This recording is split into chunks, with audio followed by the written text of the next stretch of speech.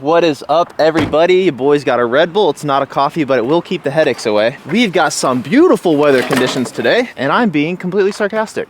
We are out here in Rockwall, Texas, playing the Harry Myers disc golf course, and it did nothing but storm all day yesterday and all last night. So this course is disgusting right now, and it's not the course's fault. Any course that got the amount of rain that it got last night would be disgusting. Hole 1, 468 feet. Got to hit this gap. It is a par 4, so we're just trying to get out into the fairway and have a look at the green. And that is all I am trying to do. Some people do go like forehand roller to get really aggressive. I'm not trying to get aggressive. I just want to hit this gap. I brought 2 prototype DD3s because I'm going to be relying on this disc a lot this weekend. Friendly reminder that there is a ceiling. Both of those shots can work though. Today's Friday, tournament's tomorrow. I got here Thursday at like 5 o'clock. As soon as I pulled up, it started pouring, and I did not account for that. I had no clothes. I didn't have an umbrella. I went to Walmart, wasted $12 on an umbrella because as soon as I got back up to the course, it stopped raining, which was great. But Texas is built different. Apparently mud isn't a thing here. You guys just have concrete clay. Bro, this stuff will cake up on your shoes and your feet will be 5 pounds heavier. I'm not even kidding you. I was shook. I thought I was walking in concrete. I'm not lying. Basket's hidden over there behind the trees. Water is long, so got to make sure I'm a little short on this approach. We're good. We are good. I'll give you a showcase on the mud right now. So here's the clay that I'm talking about. It's already building up and there's no getting away from it, dude. Oh my gosh. Hold on. We got a birdie. Bro, look at my feet. What is this? So as soon as I pulled up to the course, it was raining, I was muddy, I wore my good shoes that are no longer good unless I pressure washed them. So I was a little upset yesterday. Would have recorded around then, but I just used that as a nice like walk-through practice round. Today, however, we'll actually keep score. Hole 2, 310 feet. Just kind of hit this initial gap. There is like a creek long and some OB, so gonna go with the pyro, flat out there, let the overstable finish skip me towards the basket. Might be a little too long. We'll see. Today's goal, don't slip on the tee pad. I'm about to tear my ACL trying to shake this mud off. Creek is what plays casual, OB left, OB long. There's really no way this pyro is gonna go long though, so I think that's a good disc selection. I mean, it was. I basically parked it. Hole 3, 311 feet. By the time I got to this hole, I was like, oh, this course is gonna be a cakewalk, bro. Just get your birdies and move on. Just you wait, bro. This course will start showing its teeth literally right after this hole. 311, so just going a straight shot with my Horizon MD1.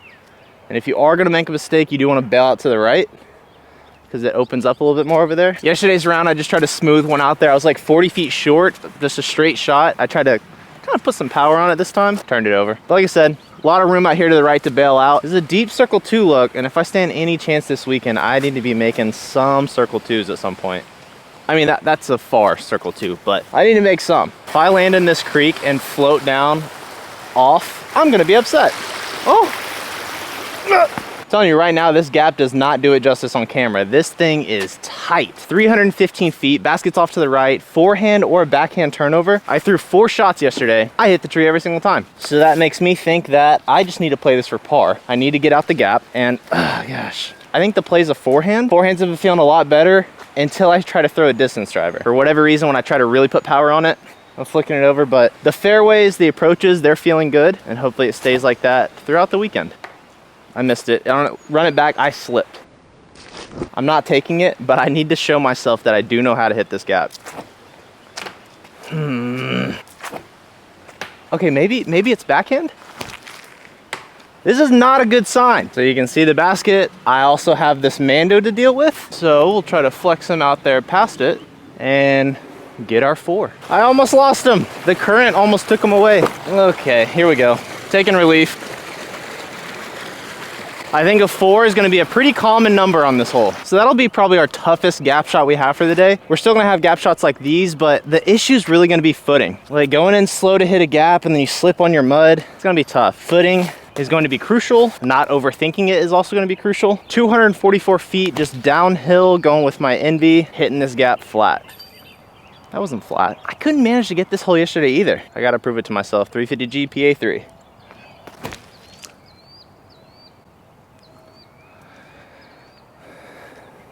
Better. The Envy's definitely the play. He's just being funny right now. Looking at about a 55-foot downhill putt. There's some nasty water behind the basket, but this round is all about building confidence. We kept it close though. It's these type of holes where you gotta get the birdies. So now we have hole 6, 367 feet. There's multiple options to get towards the basket, straight at it, left gap, right gap, over the top. I'm not gonna mess with any of the over the top shots because the wind is gonna be very crazy this weekend. There's no sense in me practicing a wild shot when the wind could be switching up all the time. So I'm just gonna be going right at it. I kept trying a forehand yesterday, not the play. I thought I could skip it off the hill. There's no skipping in clay. Backhand with kind of my neutral flying DD3, just trying to flex it down there and get it underneath that ceiling. That shot is like 80 feet closer than anything I was at yesterday. So the only real danger on this hole is OB left and long. I think going down the middle, you're not getting long. That's for more of the shots that are going over the top, which is why I was going forehand in the beginning to really take that OB out of play, but it's not the play in general. So I think backhand turnover is the shot. 45 footer C2. Oh, shout out to that tree. There's no amount of towels you can bring out here to dry off your discs. A lot of the holes out for me are either must get birdies or just get a par. And there's a few of the holes like this where it's like, I can get the birdie, I can also get a par, but those holes are very few and far between. Another example of the hole where if I get a birdie, great. If I get a par, that's fine too. It's not that it's tough, it's just those 4 little guardian trees over there will decide whether or not you get a birdie. My PD, and I'm throwing kind of right at them and hoping to either go just in between them or skip just in front of them. Yikes. Okay. Fun fact, I did get the birdie with that disc yesterday, but now I was just humbled. We do kind of have a sneaky wind up there. I can see the flag moving. I'm gonna go with more of my stable PD this time. Do they let me have a birdie? They let me have a C2. Nothing crazy here, just a little pitch up, taking our par, moving on. So what's crazy about playing a new course like this is I have no idea what like a good round to shoot is because I've never played this course. I don't know much about the course. And I'm curious if that's gonna help me because all the tournaments that I normally play, I know like when I'm behind or if I'm ahead. And because I don't know that here, I'm curious if that's gonna kind of help me just play my own game, get the birdies when they come, get the pars when they come. And like every other tournament, just bogey as least as possible. First par 5 of the day, 858 feet. I'm looking to just kind of throw a backhand hyzer flip right at those people. Try to get past it though, into that tree. Forehand, if I was in my prime, would be the perfect play. But I threw free yesterday with the DD3 and I kept just rolling over the wrist. I'm playing the odds. I think the backhand's gonna be better. I can definitely hit the gap with the backhand. The forehand's just gonna get me like 40 feet closer. I don't really need that unless I'm going for the eagle, which is a possibility. 858 feet, you gotta throw 2 perfect shots though. Most likely I'm just going with my blue DD3, punching it low, aiming at that lonely tree out there. That is literally all I'm trying to do. That is perfect for the backhand. I will try the forehand though. Does it make the corner? Kind of. See what I mean? It's only 40 feet more to the right. So you can see the yellow flag waving back there. My forehand landed here. A perfect straight shot through the gap. Or if I just go backhand hyzer, I sacrifice a little bit of distance, but I have this wide open shot. I can't really see the basket, so it is going to have to be like a hyzer flip, but it's definitely the play. There's a sneaky little headwind, so I'm going with my most overstable DD3, trying not to slip and just trying to hit this gap flat. That is a beautiful shot. Not to toot my own horn, but it was. If you end, like worst case scenario, if I end up in that little gully, is that what you call it? You can still get the birdie from there, but if you cross that, it makes the upshot so much easier. Probably just outside 60 feet, but regardless, I'm happy with this. Easy birdie. There's some mulch up there, so I'll try to give this a nice little healthy bid for the eagle. And by healthy, I mean short. Tap in birdie though. Hole 9, 492. We're back into the woods. It's gonna be a backhand turnover shot or a forehand. Again, forehands are feeling pretty ugly, so I'm gonna go with the backhand turnover. Oh, we hit that gap, didn't we? Scramble City. There's a little gap. We're out. So here's my pitch up. We still got a lot of work to go down the hallway. If you cure the shot, you end up in this area and then you've got just a nice straight tunnel shot straight towards the basket. If you can avoid the bridge, you end up on this kind of sloped putting green. Let's go ahead and mark your boy down for a 6 on this hole. Some guys were letting me play through. This is probably one of the other toughest holes out here, so not the best hole to play through. So I'm gonna get out of their hair, head on to hole 10, back 9 snack time. Hole 10, 265 feet. This is definitely one of those must get holes. The only issue is these first initial trees and not lighting them up. Backhand and forehand are both plays. Forehand I think is definitely more of the play, but again, I'm just gonna go with the backhands. The envy's feeling pretty good. Just miss these initial trees and get a nice little putt. You gotta miss that tree also, I guess. Forehand might actually be more of the play. This hole did not go according to plan. Going to give it a nice little nose up floaty bid, a little 2 nose up. That's what you don't want to do when you're pitching up like that. You don't want to leave it short and give yourself like a 25-foot tester putt like I did twice.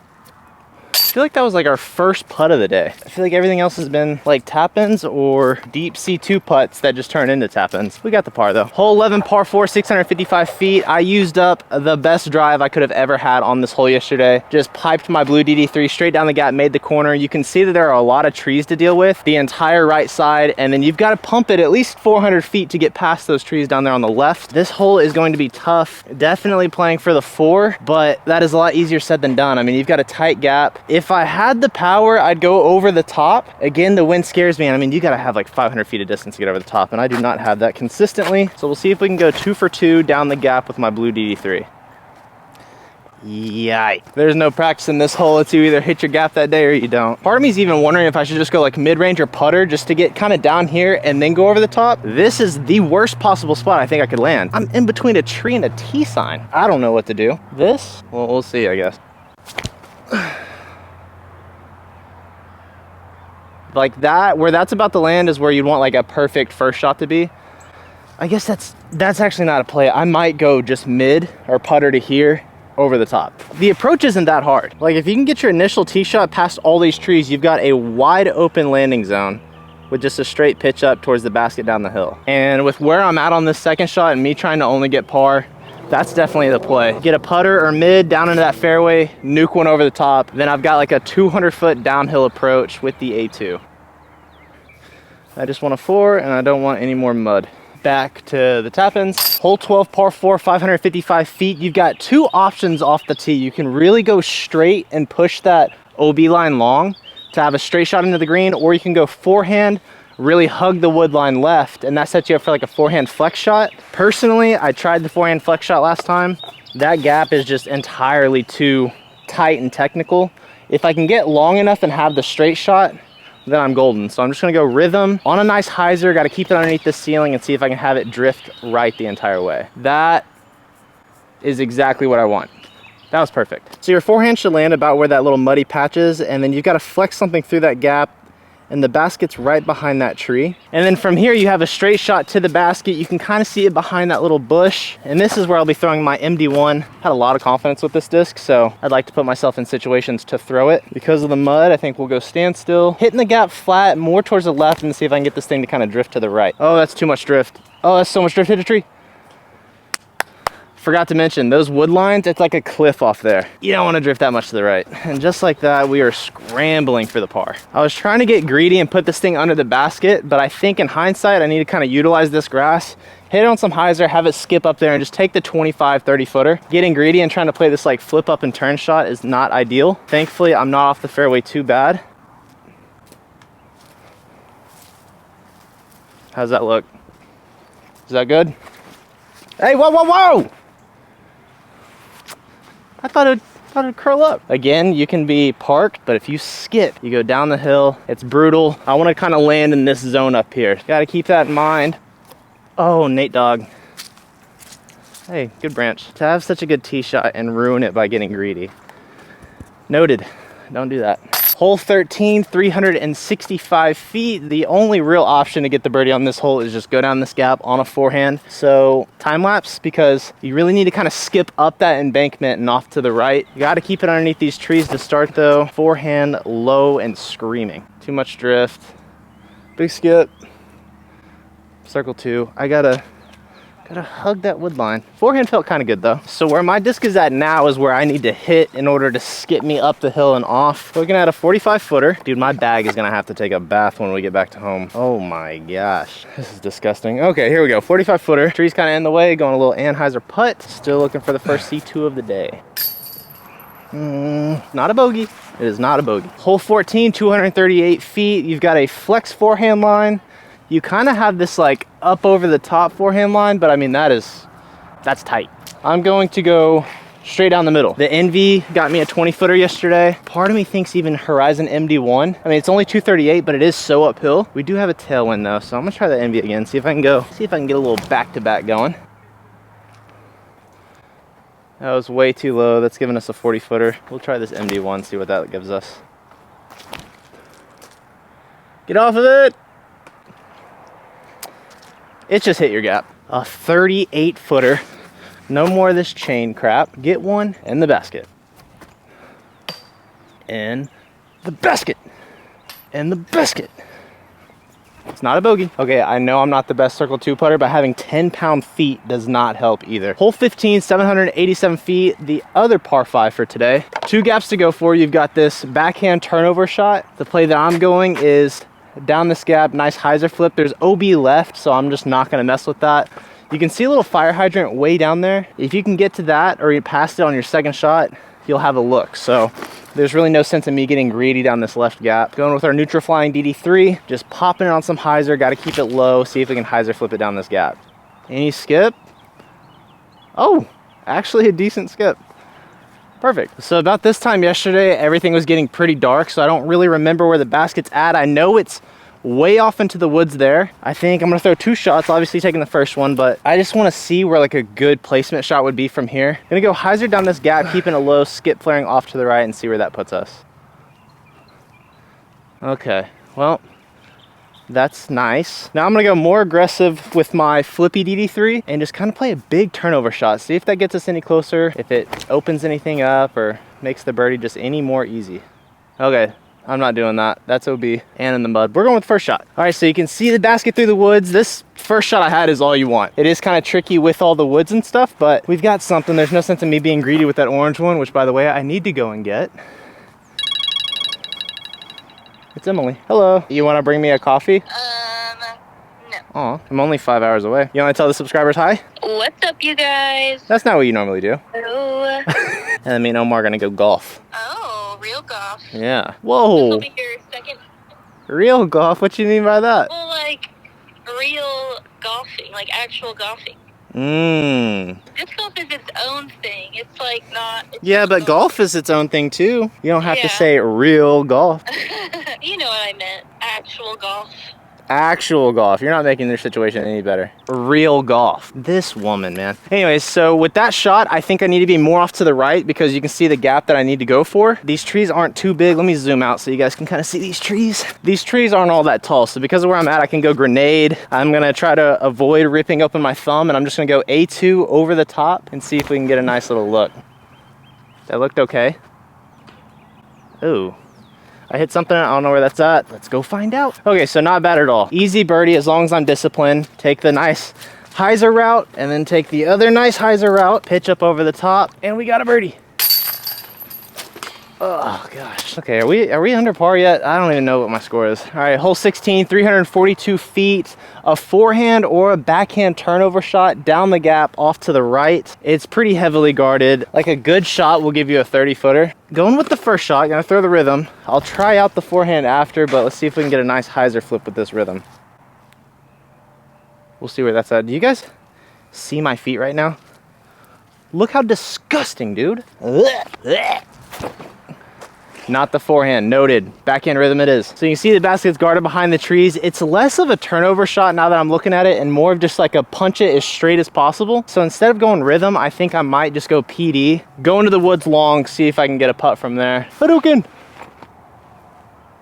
Hole 17, par 4 actually, 897 feet. They did away with all the OB. The only OB is the water, so that's why they made it a par 4 this time. The goal to get as absolutely far as you can off the drive. Going blue DD3, hitting it on some hyzers, see how much distance we can get out of it, and then go from there. Okay, so that's down there, a 500-foot shot into the green. Because we have so much room off to the right, this is my now flippy DD3, and I'm just gonna play a big fat turnover shot and see where this puts us. That was way too much flip. Low key, I wonder if our rollers will play. Let's try that actually. My mic flew off.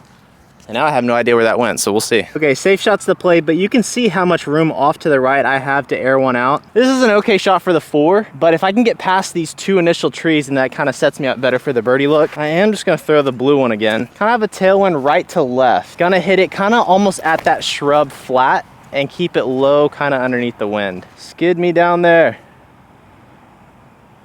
That's so unbelievably short, which is why I said I need to get more greedy off the tee, because I just went straight. I went straight off the tee. I need something to just hold turn the entire way, really get me down there. All right, so we're about 70 short on this, which means if I get 70 more feet of distance, we'll be parked.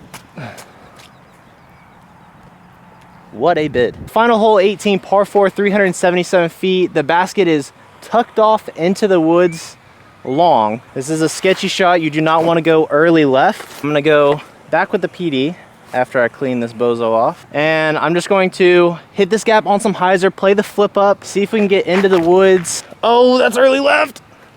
Oh, what a great tree. Dang it, 377 uphill. We'll try the blue DD3. Little slippage on the tee pad. That's the shot I'm looking for though.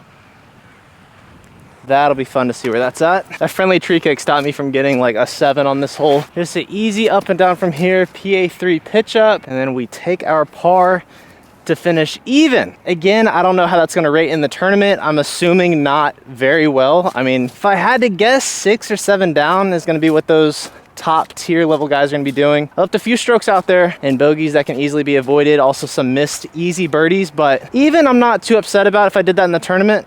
I think that'd probably get me cash. Regardless, I got some good mental notes for this practice round. Tournament's tomorrow. I will keep you guys updated and I'll see y'all then. Peace.